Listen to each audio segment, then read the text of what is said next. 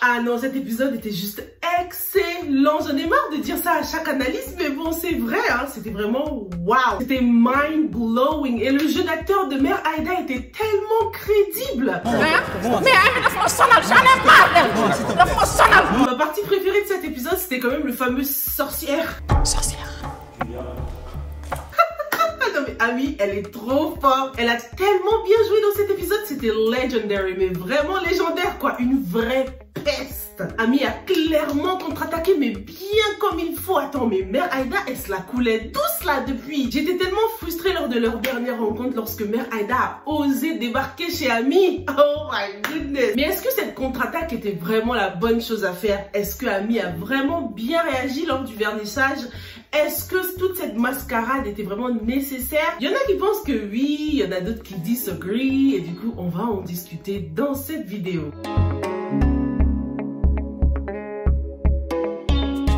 Bonjour à tous et bienvenue sur Yeri TV, moi c'est Sylvia et sur cette chaîne je fais des revues et des analyses de films et séries afro.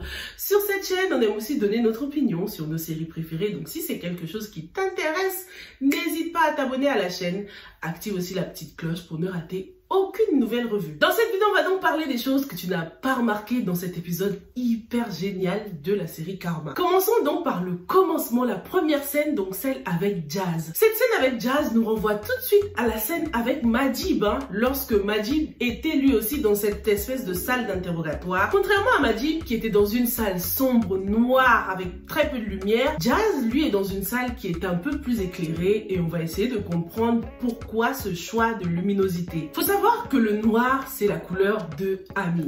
Même lors du mariage de Virginie, alors que les demoiselles d'honneur sont censées s'habiller, se coiffer, se maquiller de la même façon, Ami avait un maquillage différent, un peu plus sombre que celui des filles. Du coup, cette couleur sombre de la salle d'interrogatoire représente deux choses. Elle représente l'implication de Ami dans la condamnation de Majib, mais elle représente aussi la culpabilité de Majib. On va essayer de comparer ces deux situations, la situation de Majib et la situation de Jazz. En ce qui concerne Majib, qui était donc le parfait coupable, non pas coupable dans l'affaire de drogue bien sûr, mais coupable dans l'affaire de Ndeye Marie Amiléa. Parce que c'est dans cette salle sombre, lorsqu'il était en garde à vue, que Majib a avoué son crime. Il a avoué avoir trompé sa fiancée et être amoureux de la meilleure amie de sa fiancée. Mais quel criminel. Majib est coupable du heartbreak de Ndeye Marie. À la différence de Majib, donc, la salle de Jazz n'est pas sombre, elle est beaucoup plus éclairée. Ce qui prouve que de 1, Ami n'est pas directement responsable de son incarcération puisqu'il s'est rendu de son plein gré. Et de 2, cette lumière représente aussi l'innocence de Jazz dans cette affaire. Son innocence qu'on nous montre aussi à travers ce qu'il porte. Donc il porte du blanc. Et puis cette lumière représente aussi la lueur d'espoir, de l'espoir pour Jazz. Est-ce que tu penses que Jazz va s'en sortir? Combien de temps encore avant qu'il ne soit innocenté? Si tu aimes des vidéos comme ça, d'analyse, de films ou séries afro, n'hésite pas à me mettre un petit j'aime d'encouragement, ça me fera hyper plaisir et en plus ça aide l'algorithme de YouTube à recommander mes vidéos à d'autres personnes. Merci. Parlons maintenant de Lisa et de ce qu'on a remarqué de cette situation. Oh my goodness. La petite sœur, elle n'a pas perdu le temps. Elle est directe, allée tout dire à sa mère. Franchement, je m'y attendais pas. Je pensais qu'elle allait garder ça pour elle, mais apparemment, ces deux sœurs ne sont pas du tout solidaires. On voit très bien que cette sœur a l'air beaucoup plus proche de la maman. C'était vraiment le hype man de la mère. Tout ce que la mère disait, elle était là. Oui, vas-y.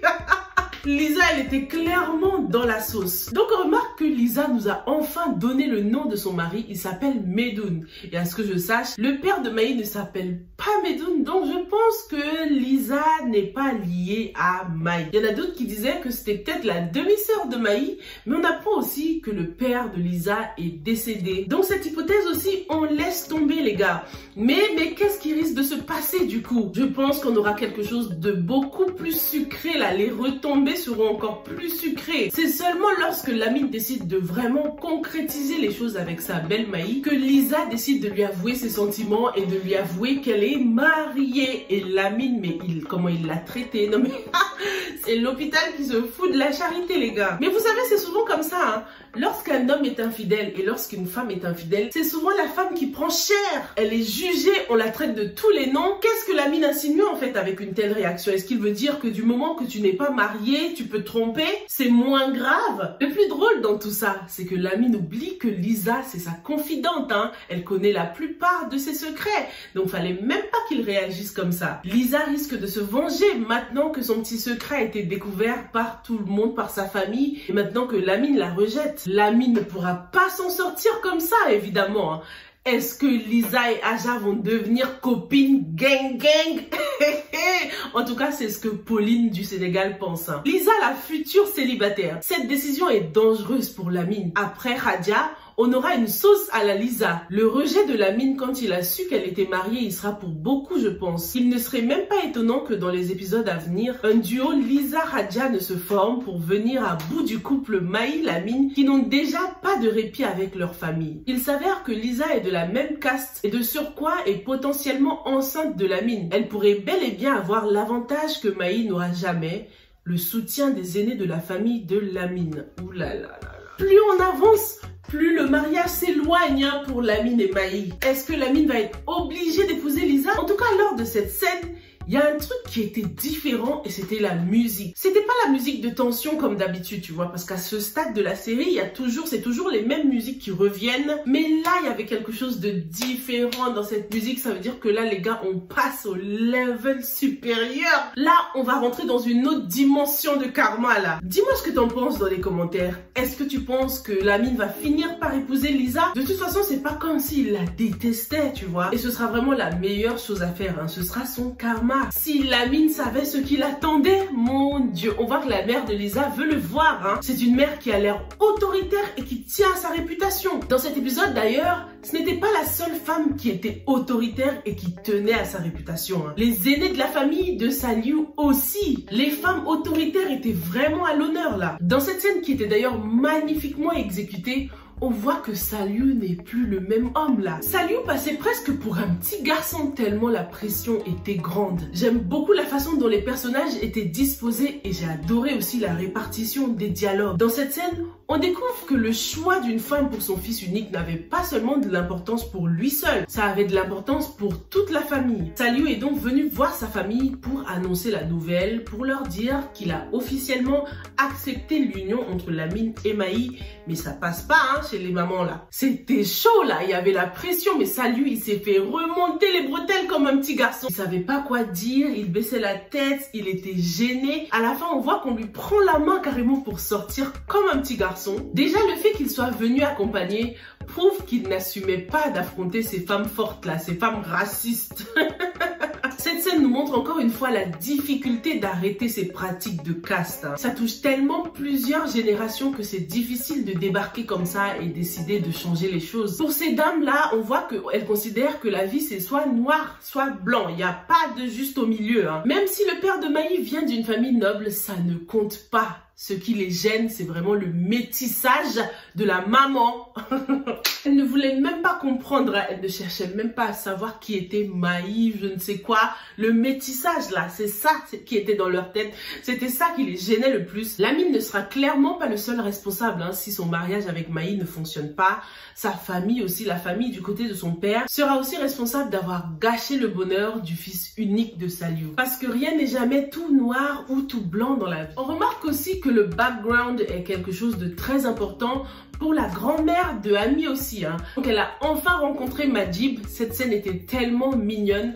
Avec son bleu qui apaise et qui rassure, la grand-mère a essayé de donner des petits conseils à Majib. C'était trop chou. Et Majib, bien sûr, c'est un bon. Hein. Il lui a donné un petit billet. Là, ça, c'est la base. Ça, c'est les trucs à faire, ça. Il lui a donné de l'argent pour qu'elle puisse payer son petit cola. C'était trop chou.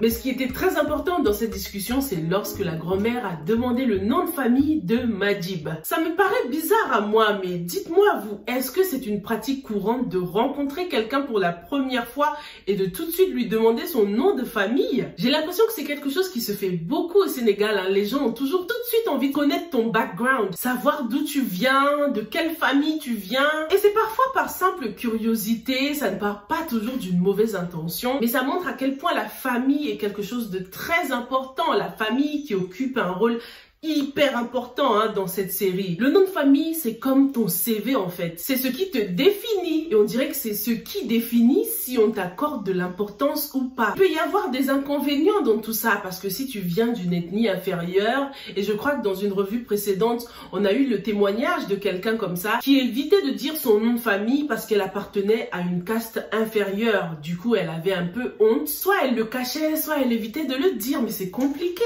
franchement. Qu'est-ce que tu fais si ta famille a une mauvaise réputation, par exemple? Ça va te suivre de génération en génération. Les prénoms, ça peut se changer, mais les noms de famille, c'est très difficile de changer un nom de famille. N'hésite pas à partager avec nous ce que tu penses de tout ça, ces histoires de caste, ces histoires de nom de famille.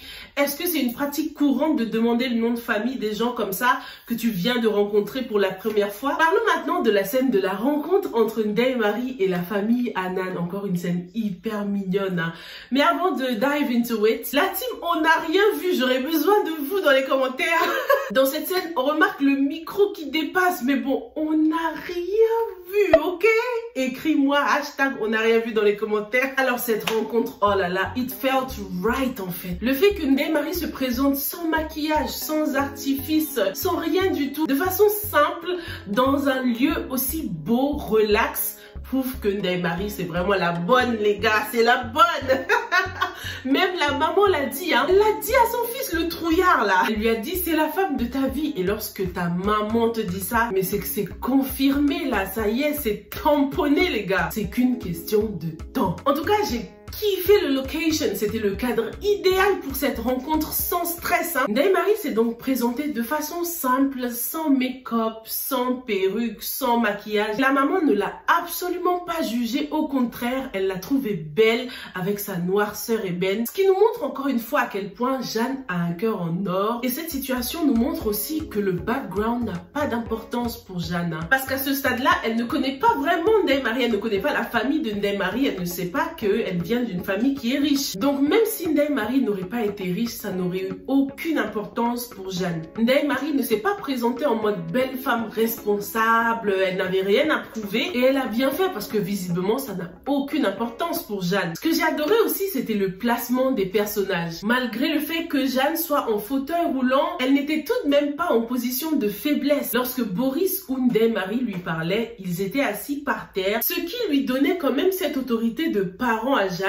Elle a pris le dessus sur les enfants. Il n'y avait pas de clash, c'était vraiment relax. Il n'y avait pas un espèce de face à face. Et Jeanne n'a pas non plus été obligée de soulever la tête pour s'adresser aux enfants. On remarque en général, la plupart du temps, lorsque Jeanne regarde en haut pour parler à quelqu'un, c'est qu'elle le fait avec son mari. Elle le fait souvent avec Bachir et c'est pour montrer l'autorité de Bachir en tant que père, quoi. Dans cette scène aussi, on remarque que les enfants étaient en train de jouer et les deux derniers sont toujours aussi complices, sont toujours en train de jouer ensemble. Du coup, je me suis dit, est-ce que ces enfants appartiennent vraiment tous à Jeanne, quoi? Qu'est-ce que t'en penses?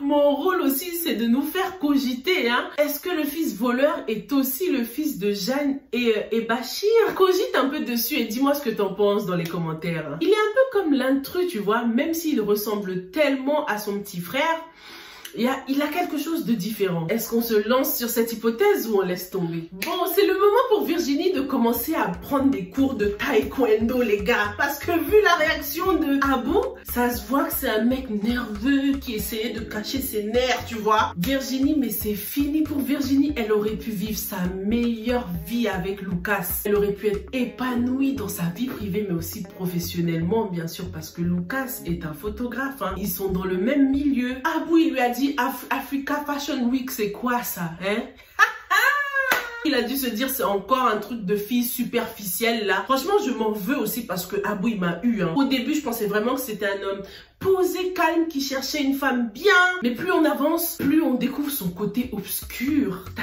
vu le regard qu'il lui a lancé? Et en plus, pour couronner le tout, après le seum qu'il a eu, elle lui dit ouais, vas-y, descends et je vais chercher les bagages.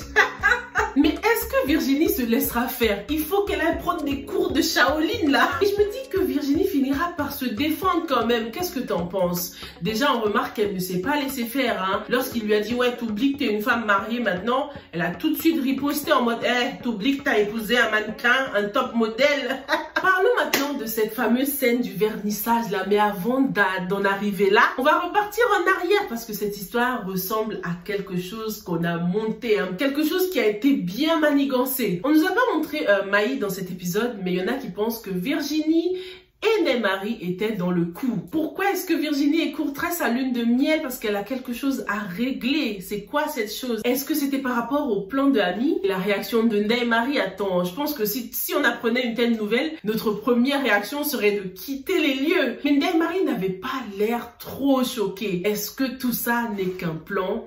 Est-ce que Ami est réellement enceinte ou pas? En tout cas, le MAD, elle a commencé à le manger depuis une semaine. Ce qui rend les choses crédibles quand même. Mais on sait que Ami a l'habitude d'exécuter des plans parfaits. Elle n'est pas à son premier coup. Lorsqu'on regarde la scène de la voiture en panne, par exemple, est-ce que ça faisait partie du plan? On remarque qu'au début de cette série, Majib avait donc sa voiture bleue. Sa voiture bleue rassurante et apaisante. Sa voiture bleue de la confiance qui l'aidait à see through Ami. On peut même dire qu'il prenait le dessus sur elle parce que ça la déstabilisait carrément. Elle était perturbée, Ami, mais cette fois, on a droit à une voiture noire. Le noir qui est, encore une fois, la couleur de Ami. Ce qui symbolise que Majib est complètement sous l'emprise de Ami. Majib est clairement son chihuahua, comme elle l'a dit. Et on le voit tout à fait avec le choix des couleurs. Hein. Les mauvaises ondes de Ami ont carrément fait en sorte qu'ils arrivent en retard pour la mise en place des tableaux.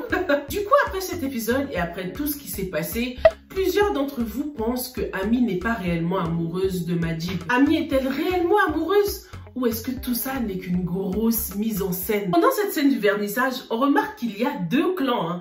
Il y a le clan de la famille Kébé versus le clan de la famille Hanan. Et il y a aussi quelques personnages intéressants. Plus on avance, plus j'essaie de voir s'il y a des indices concernant ses vraies intentions à ce personnage. Pourquoi est-ce qu'il était du côté de la famille Kébé? Est-ce qu'il y a un rapport? Ou est-ce qu'on l'a placé là seulement pour nous montrer qu'il est comme Ami? C'est Ami au masculin, il est là pour se venger de quelque chose. Excellent choix aussi du fruit que Ami mangeait depuis une semaine, hein, donc je ne savais pas du tout ce que c'était. Je vous ai demandé sur Instagram et vous m'avez dit que c'était le MAD. C'est un fruit que beaucoup de Sénégalais adorent et c'est un fruit qui est un peu acide, que les femmes enceintes aiment bien manger. Et ce fruit nous montrait clairement que somebody's gonna get mad parce qu'à la fin, on voit clairement que Mère Aïda pète un plomb. Non mais son jeu d'acteur était juste excellent. J'ai cru qu'elle allait s'évanouir carrément, hein, mais ça prouve qu'elle a les nerfs solides quand même. Hein. C'est un adversaire de taille. Elle a quand même osé traiter Ami devant son père. Hein. Oh, les deux femmes ont clairement dépassé les bornes. Mais ce qui m'étonne le plus, c'est que Mère Aïda ose l'ouvrir alors qu'elle sait ce qu'elle a fait. Moi, à sa place, j'aurais peur, mais on voit clairement qu'elle n'apprend pas de ses erreurs. Hein. Elle n'a peur de rien. Elle veut absolument protéger sa progéniture. Puis Majib aussi, on en parle. Il a osé lever le ton sur sa mère. Comme quoi, hein, lorsqu'il s'agit de Ami Léa, Mère Aïda n'a aucune chance. Et encore moins maintenant que Majib sait que Ami porte son enfant. Il va encore plus la chouchouter, plus la protéger. Et la famille Kébé ne pourra absolument rien faire contre Ami. Chérif est donc sur le point de repartir en France. Il est venu voir Ami, lui a dit t'as intérêt à dire la vérité. Mais il y a clairement des choses que Chérif ignore, hein, comme le fait qu'il était pieds nus par exemple. Où sont passées les chaussures de Chérif? Dis-moi dans les commentaires si t'as remarqué que Chérif était pieds nus. Mais qu'est-ce qui s'est passé pendant le tournage? Trop marrant. Des fois, on enlève les chaussures pour que des personnages soient à la même taille. Mais là, franchement, je comprends pas ce qui s'est passé. Franchement, Ami, elle a clairement contre-attaqué, mais comme une pro, quoi. Elle était clairement dans son élément. Il y avait ses tableaux. Elle dominait carrément. Mais est-ce qu'elle a bien fait? Est-ce qu'elle a bien réagi? Écoutons ce que Fanta en pense. Alors là, je pense que vraiment, Ami, elle est machiavélique. Comme on dit, chasse le naturel et revient au galop. Non, elle est vraiment effrontée. Non, je suis désolée. Si vraiment tu veux changer, faire que les choses, si tu aimes Majib, tu fais pas des trucs comme ça. Le couple Majib-Ami, non, elle est pas bien. c'est une mauvaise fille. Et je pense que Majib va s'en mordre les doigts, bien comme il faut. Franchement, je te comprends, Fanta. Réagir comme ça devant la famille de la personne que tu aimes, est-ce que ça ne veut pas dire que tu n'es pas réellement amoureuse de cette personne? Parce que c'est un risque quand même. On a aussi Djenaba qui n'a pas du tout aimé la réaction de Ami lors de ce vernissage-là. Non, mais c'est aujourd'hui que j'ai eu le seum de Ami pour la première fois depuis le début de cette série en plus. Non, mais là, ce qu'elle a fait, c'est du grand n'importe quoi et un grand manque de respect.